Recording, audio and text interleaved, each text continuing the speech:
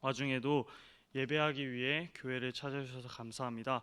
말씀을 통해 오늘 하나님 안에서 새 힘 얻는 하루 되셨으면 좋겠습니다. 다 같이 하나님의 말씀 에스라 3장 1절에서 5절을 함께 보도록 하겠습니다. 에스라 3장 1절에서 5절입니다. 제가 쉬운 성경으로 읽도록 하겠습니다. 이스라엘 사람들이 자기 고향에 자리를 잡고 살기 시작한 지 7째 달이 되었을 때 그들은 예루살렘에 모였습니다.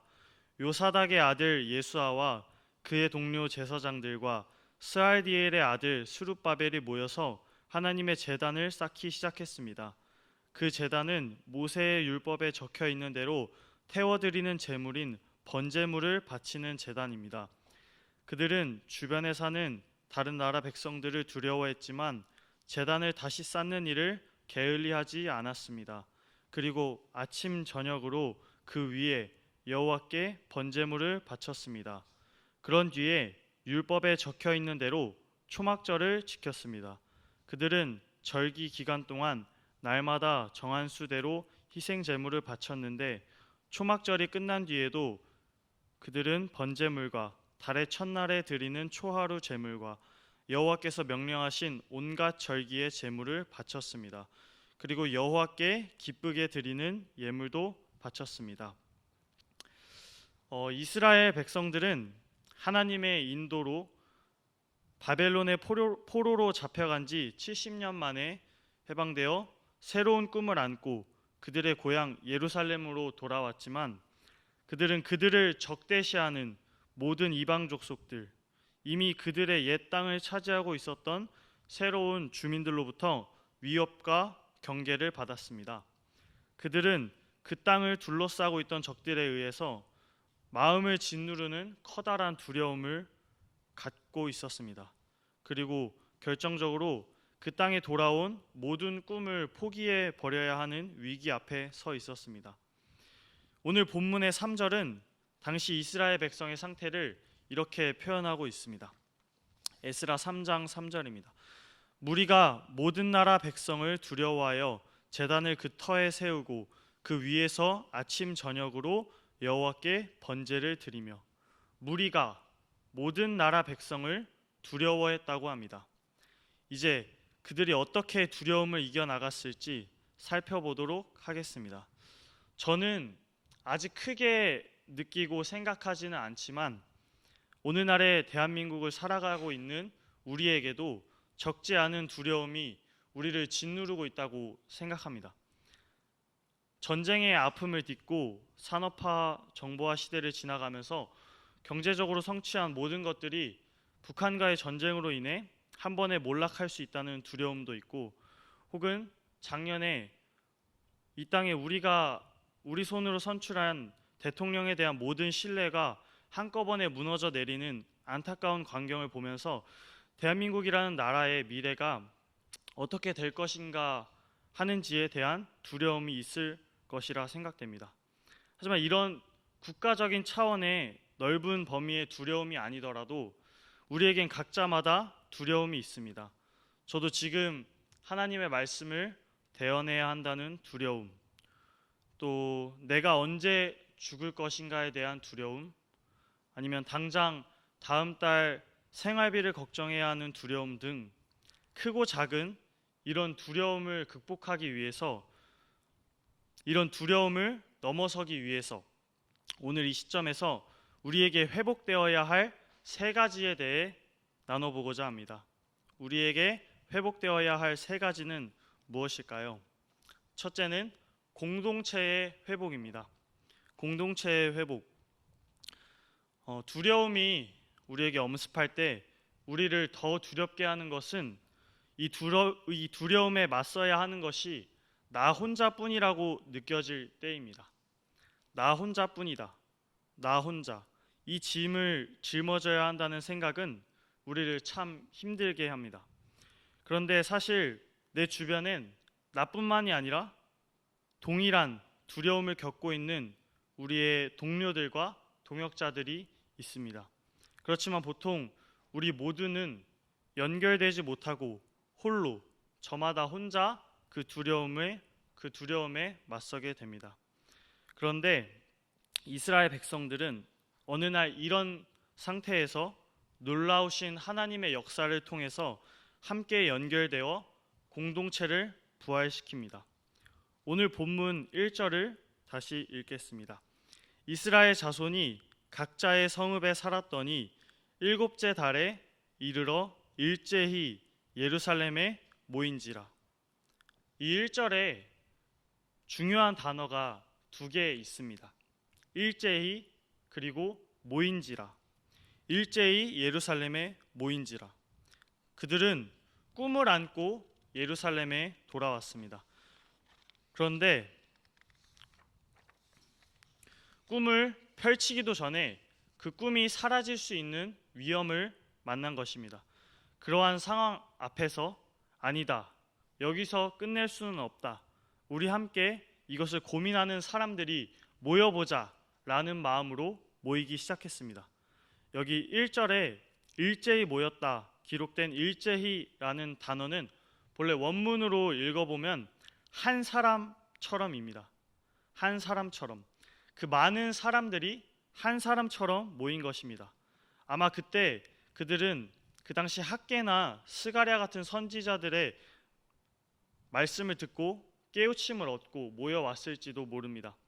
하지만 어떤 경로를 통해 모였던 간에 이제 그들은 한 사람처럼 일사불란하게 공동체로 모여 기도하기 시작했습니다.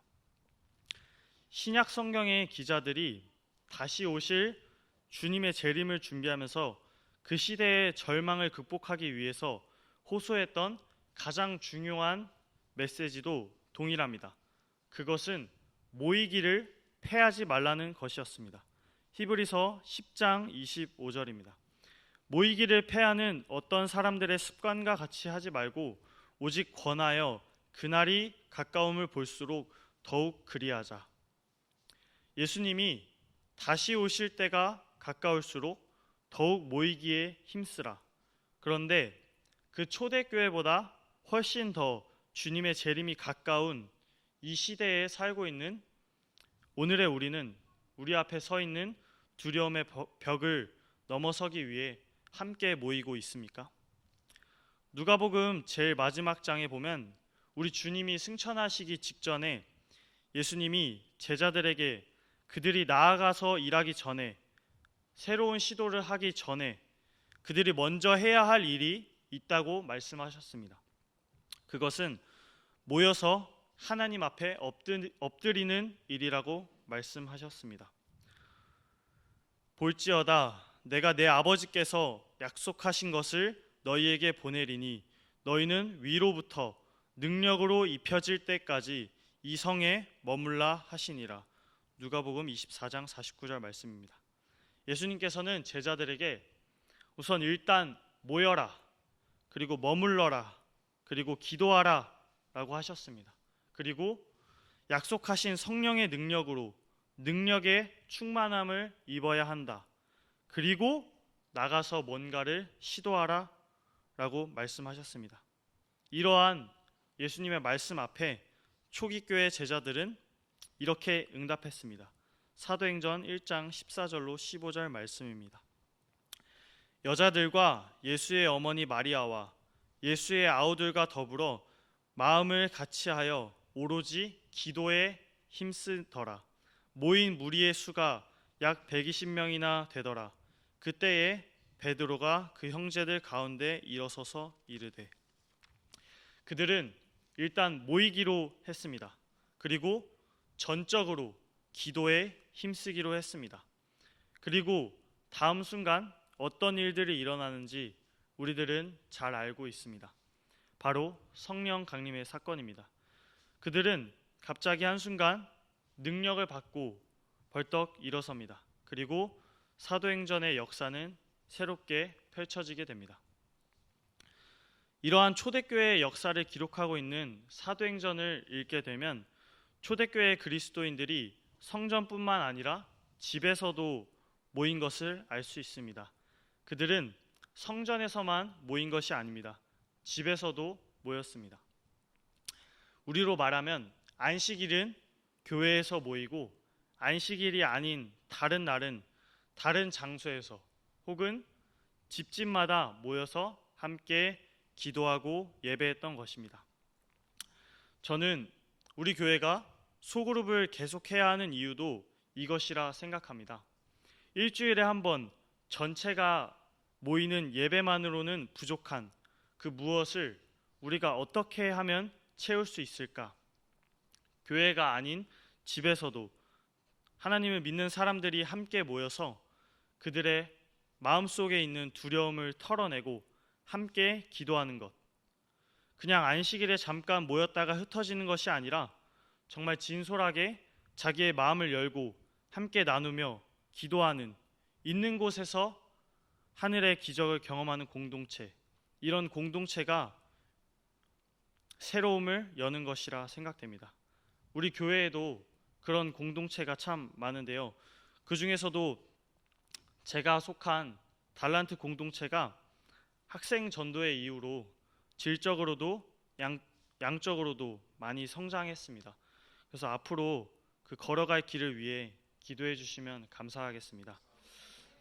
예수님의 제자들은 더 이상 두려워하지 않았습니다.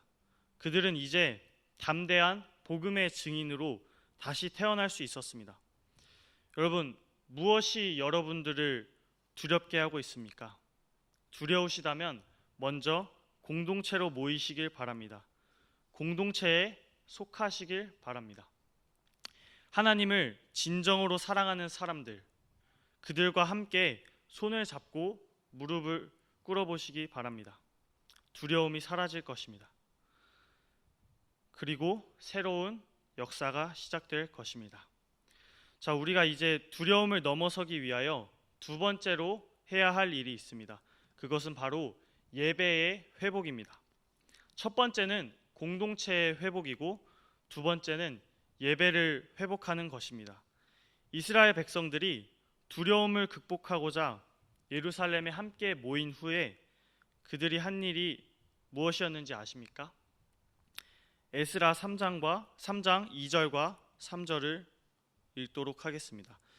요사닥의 아들 예수아와 그의 형제 제사장들과 스알디엘의 아들 수룹바벨과 그의 형제들이 다 일어나 이스라엘의 하나님의 제단을 만들고 하나님의 사람 모세의 율법에 기록한 대로 번제를 그 위에서 드리려 할세 우리가 모든 나라 백성을 두려워하여 그 제단을 그 터에 세우고 그 위에서 아침 저녁으로 여호와께 번제를 드리며. 그들은 제단을 만들고 제단 위에서 번제를 태워 제물을 바칠 제사를 시작했습니다. 바벨론에서 포로 생활을 마치고 온 그때 그 예루살렘 성전은 완전히 헐어졌고 아직 지어지지 않았습니다. 6절이 그것을 우리에게 증거해 줍니다. 일곱째 달 초하루부터 비로소 여호와께 번제를 드렸으나 그때에 여호와의 성전 지대는 미처 놓지 못한지라. 그러나 여러분, 성전이 없어도, 건물로서의 성전이 없어도 번제를 드리는 제단을 쌓는 일은 가능했습니다. 몇몇 사람이 모여 제단을 쌓고 예배를 드리는 것은 가능했다는 것입니다. 성전이라는 것은 일종의 예배의 환경입니다. 포장이라고 할 수 있습니다. 우리가 이렇게 우리 교회처럼 정말 좋은 건물에서 예배를 드린다는 것은 기분 좋은 일입니다. 나쁜 것은 아닙니다. 그러나 그것은 포장에 불과한 것입니다. 더 중요한 것은 그 포장 안에 들어있는 내용물, 예배 그 자체입니다. 예배 그 자체는 건물이 없어도 가능한 것입니다. 그래서 우리가 그것을 시도하는 것이 소그룹이라고 생각됩니다. 우리가 이 예배당 안에서만 예배를 할 수 있는 것이 아니라 집에서도 예배는 얼마든지 가능합니다. 한 나라에 위기가 왔을 때, 신앙의 자유를 빼앗는 정권이 들어왔을 때 우리의 신앙의 선배들은 그렇게 예배했었습니다. 우리는 그 정신을 회복하기 위해서 노력해야 합니다. 그것이 진정한 평신도들의 끊임없는 리더십을 세워 나가기 위한 정신으로 우리 교회 안에 정착되기를 기도합니다. 여러분, 평소에 예배의 중요성을 제대로 인식하지 못하는 사람들의 신앙이 건물이 없어지면 끝나야 합니까? 아닙니다. 예배는 계속돼야 합니다. 요한복음 4장에 보면 사마리아 여인과 예수님의 대화가 기록되고 있습니다. 우물가에서 한참 대화가 진행되고 있다가 갑자기 이 사마리아 여인이 예수님 앞에 이러한 말을 합니다. 우리 조상들은 우리가 살고 있는 이 사마리아 땅과 산에서 여호와를 예배하는데 당신이 속한 저 유대인들은 저 예루살렘에 가서 예루살렘 성전에서 예배해야만 합당하다고 합니다. 그러니까 사마리아냐 예루살렘이냐 예배 장소가 어디냐 하는 것을 가지고 묻는 것입니다. 예수님의 대답은 바로 이러했습니다. 요한복음 4장 24절입니다. 하나님은 영이시니 예배하는 자가 영과 진리로 예배할지니라. 하나님께 예배드리는 사람은 자신의 존재와 자신의 영과 자신의 참된 마음으로 예배드려야 하는 것이지 장소가 문제가 아니라는 말입니다. 눈으로 볼 수 있고 유형적인 성전이 있냐? 그것은 본질적인 문제가 아니란 것입니다. 본질은 예배자의 마음, 예배자의 태도입니다. 정말 내 육체, 내 몸뚱이만이 아니라 내 영으로 진실한 마음으로 어디서든 하나님께 나올 수 있느냐는 것입니다. 그렇습니다. 그것이 참된 예배의 본질입니다.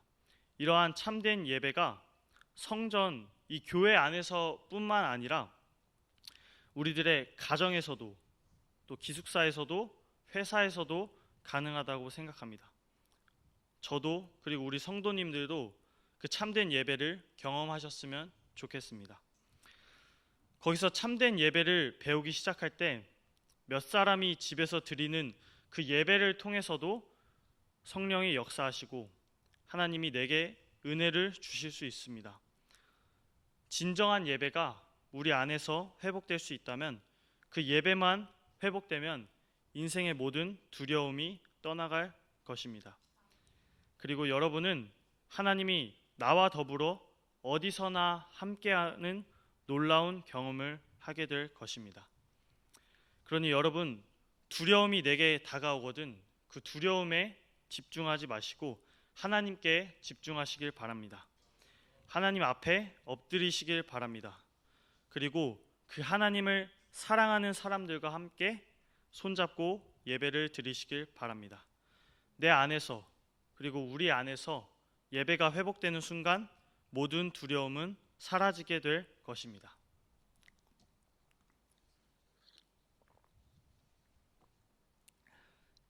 이제 마지막 세 번째입니다. 어떻게 우리는 두려움을 극복할 수 있을까? 그 두려움을 극복하기 위해서 회복되어야 할 세 가지. 첫 번째는 공동체의 회복, 둘째는 예배의 회복이었습니다. 세 번째는 감사의 회복입니다. 감사의 회복. 바벨론 포로에서 돌아온 이스라엘 백성들이 두려움을 극복하기 위해서 한 일이 무엇이었을까요? 그들은 예루살렘에 한 마음으로 모였습니다. 그리고 제단을 만들고 제물을 태워 하나님께 올려드리기 시작했습니다. 그리고 그 다음 한 일이 있습니다. 에스라 3장 4절에 보시면 기록된 규례대로 초막절을 지켜 번제를 매일 정수대로 날마다 드리고, 바로 초막절을 지킨 것입니다. 초막절. 이 초막절을 지킨다는 것은 무슨 의미가 있을까요? 초막절 혹은 장막절이라고 합니다. 이 초막절의 의미 중 하나는 이스라엘 백성들이 과거 출애굽 이후 광야 생활을 할 때 여기저기 옮겨 다니면서 천막을 가지고 다녔습니다.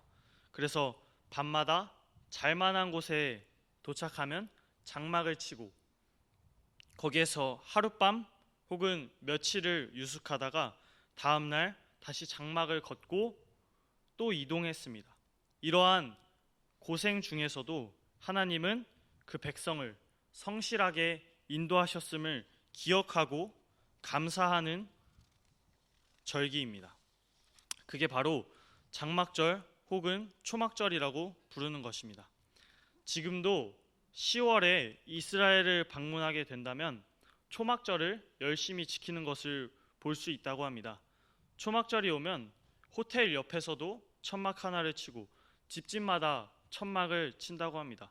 그리고 한 주 동안은 그 집과 천막을 오고 가며 천막에서 찬양하고 이웃 사람을 만나고 축제를 벌이고 예배를 드린다고 합니다. 그것은 광야 생활을 통해서도 성실하게 우리를 인도해 주신 하나님, 그리고 마침내 그들이 약속의 땅에 들어갔을 때 첫 번째 농사를 지어 추수한 것을 생산하며 하나님 앞에 감사하는 절기, 그게 장막절이고 초막절인 것입니다. 그렇기 때문에 초막절 정신의 핵심은 감사입니다. 지나간 내 삶의 여정에도, 그리고 힘들었던 여정에도 하나님이 함께 하시고 힘을 주시고 하나님이 인도해 주셨다면, 지금까지 인도해 주신 하나님이 오늘도 내일도 그리고 우리를 인도해 주실 것을 나는 믿습니다 라는 감사와 희망이 회복되는 절기인 것입니다. 따라서 초막절을 지킨다는 것은 감사와 희망의 회복입니다. 이 감사가 회복되는 순간 그들은 그들의 마음속에 있는 모든 두려움을 떨치고 새롭게 일어설 수 있었습니다. 그러므로 기독교적 시각에서 볼 때 두려움을 이기는 것은 용기가 아닙니다. 세상에서는 두려움을 이기는 것은 용기라 말하고 있지만 두려움을 이기는 것은 감사입니다. 두려움의 반대는 감사입니다. 우리가 하나님 앞에 어려움 속에서도 지금까지 나를 인도하신 하나님의 은혜를 생각하며 내가 뭘 감사할 수 있을까 생각해야 합니다.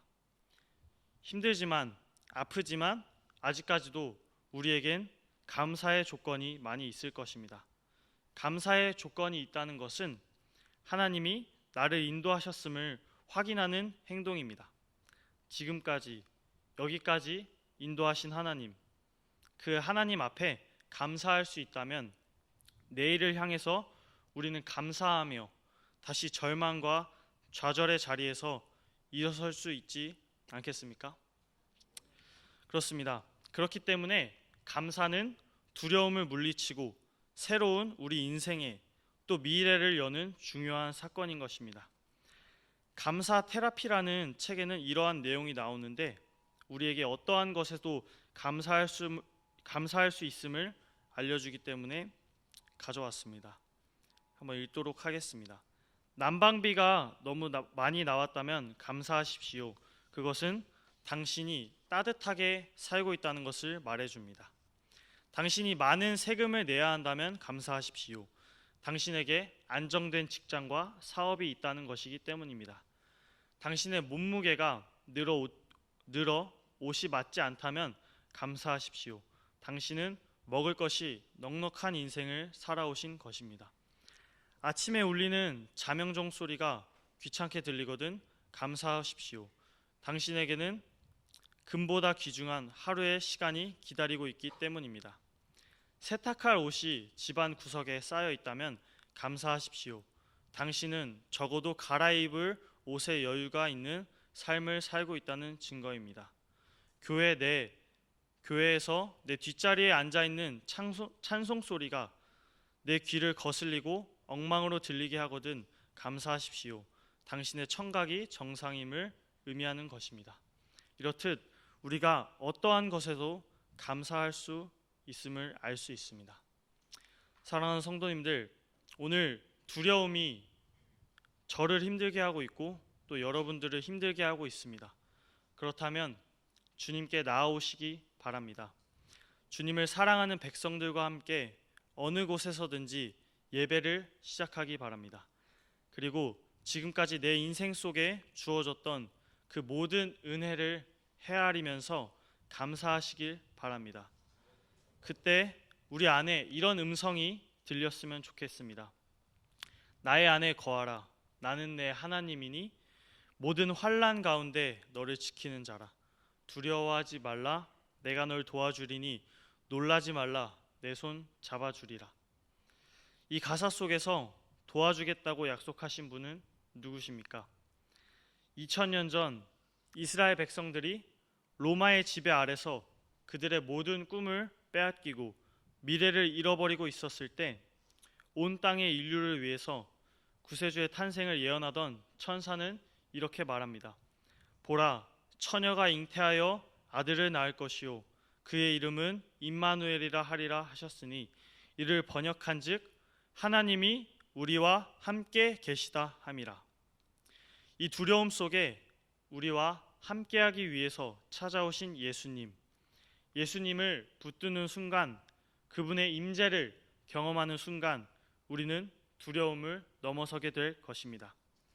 우리 모두가 공동체의 회복, 그리고 예배의 회복, 그리고 감사의 회복을 통해 예수님을 만나 두려움을 넘어서는 그리스도인들이 되기를 바라며 말씀을 마치도록 하겠습니다.